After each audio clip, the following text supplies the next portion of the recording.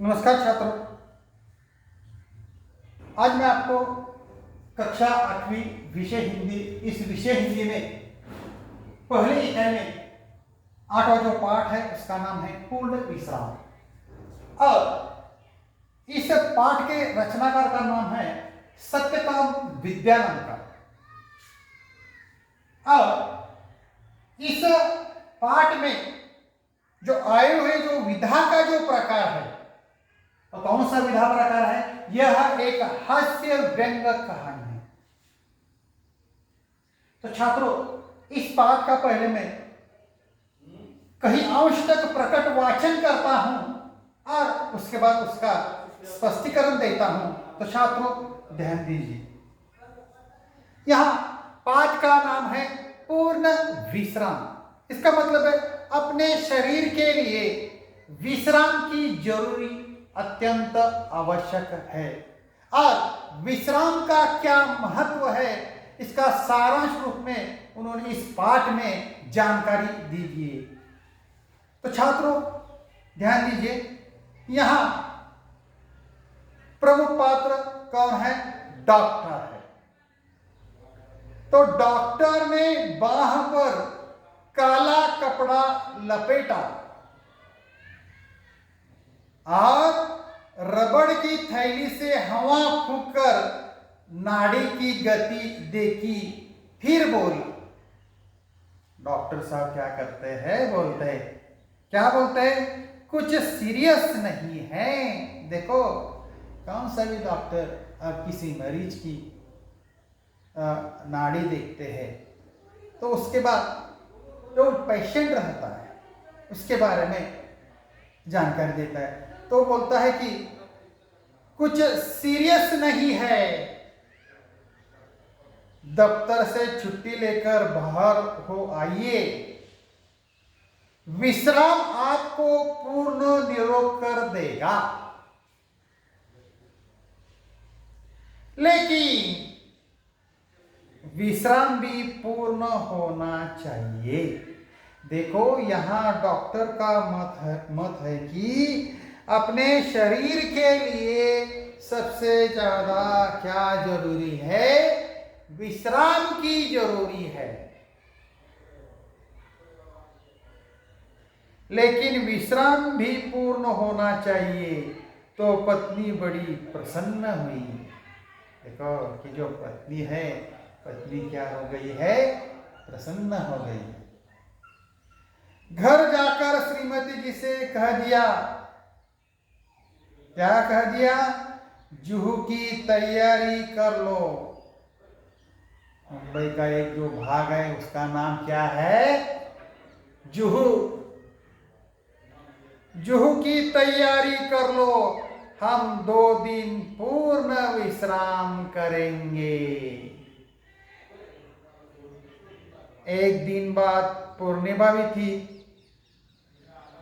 चांदनी रात का मजा जुहू पर ही है। एक दिन पहले आधी रात से ही उन्होंने तैयारी शुरू कर दी। जुहू जाने का है, तो इसलिए उन्होंने क्या किया है? एक दिन पहले ही तैयारी शुरू कर दी। 2 बजे तक का अलार्म बेल लग दिया। स्वयं वह 2 से पहले ही उठ बैठी। 2 से पहले वो क्या होती है? उठ बैठी और कुछ नोट करने लगी। क्या नोट करने लगी? देखो, श्रीमती जी ने इन सब कामों की एक सूची बनाकर मेरे हाथ में दे दी। देखो, उनकी जो पत्नी है, पत्नी ने क्या किया है? जो काम है उस काम का सूची बनवाई उन्होंने और अपने पति के हाथ में दे दी। गैरेज में पहुंचकर श्रीमती जी ने मोटर में हवा भरने की पिचकारी, ट्यूबवेल, रबड़ सॉल्यूशन, 1 गैलन इंजन ऑयल आदि आदि चीजें और भी लिखी थी। जो कुछ जरूरी है वो सब कुछ उन्होंने क्या किया है? लिखा है। दिन भर दौड़ धूप करके पायधुनी से मिस्त्री लाया। सुबह से शाम हो गई मगर शाम तक चार में से 2 खिड़कियों की चटखनियां भी नहीं कसी गई। मोटर के लिए जरूरी सामान लाते लाते रात तक दिल की धड़कन क्या हो गई, दुगुनी हो गई थी। रात को सोने लगे तो श्रीमती जी ने आश्वासन देते हुए कहा, कल जुहू पर दिन भर विश्राम लेंगे तो थकावट दूर हो जाएंगी। जब हम जुहू पर जाएंगे 2 दिन विश्राम करेंगे तो अपनी जो थकावट है वो थकावट क्या हो जाएगी, दूर हो जाएगी। ऐसे लेकर कहते हैं।